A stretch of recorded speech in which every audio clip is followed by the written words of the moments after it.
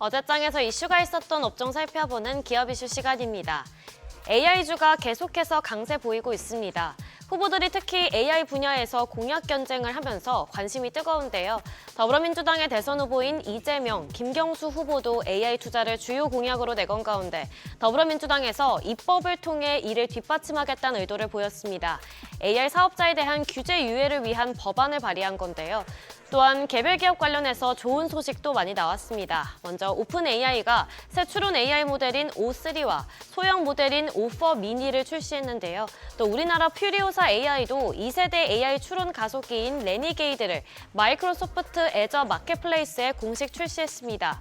더불어서 레니게이드가 LG AI 연구원 성능평가에서 유의미한 결과를 얻었다는 소식도 호재로 작용했는데요.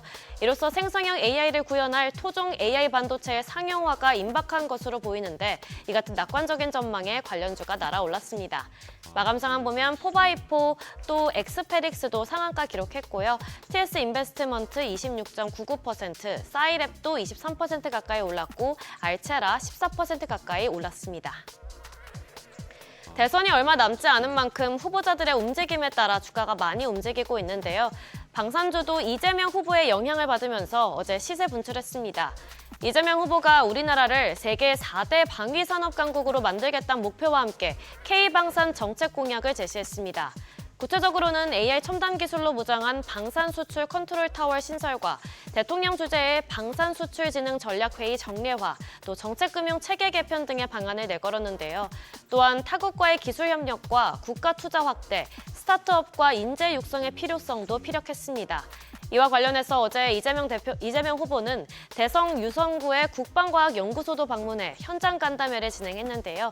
퓨리오사 AI에 이어 두 번째로 찾은 산업 현장인 만큼 더욱 주목을 받았습니다. 마감 상황 보면 대성 하이텍과 사면 상한가 기록했고요. 포벨타도 10% 넘게 올랐고 RF 시스템즈 9.04%, 현대로템도 9% 가까이 상승으로 마감했습니다. KAI, K방산, 그리고 그 다음은 K콘텐츠일까요? 이재명 후보가 오늘 대구의 웹툰 도서관을 방문한다는 소식이 주가를 끌어올렸습니다. 이 후보가 방문하는 도서관은 대구 북구에 있는 대현도서관으로 대구 최초의 웹툰 특화 도서관이자 전국 최초의 웹툰 스마트 도서관입니다. 이번 방문을 통해 이 후보는 K콘텐츠와 소프트파워 강국을 만들겠다는 포부를 밝힐 것으로 보이는데요. 웹툰지능 간담회를 열고 문화 콘텐츠 산업의 자생력 강화 방안 등을 논의할 예정입니다. 앞서 더불어민주당은 K콘텐츠 분야를 국가전략 산업으로 지정하고 감세 혜택을 주는 정책을 대선 공약으로 추진한다고 밝힌 바 있는데 이와 맞물리는 행보로 해석되고 있습니다. 마감 상황 보면 미스터블루가 상한가 기록했고요. 핑거스터리도 21% 가까이 올랐고 키다리 스튜디오 14.55%, 와이랩 10.41%, DNC 미디어도 8% 가까이 강세 보였습니다. 마지막으로 태양광 관련주도 급등했습니다. 최근 트럼프 행정부의 오락가락 관세 정책으로 시장 변동성이 크죠. 이런 가운데 태양광주가 관세 폭탄을 피해가면서 약진하고 있습니다. 국내 태양광 업계의 주력 생산품 중 하나인 폴리실리콘과 웨이퍼가 미국 상호관세 면세 품목에 포함됐는데요.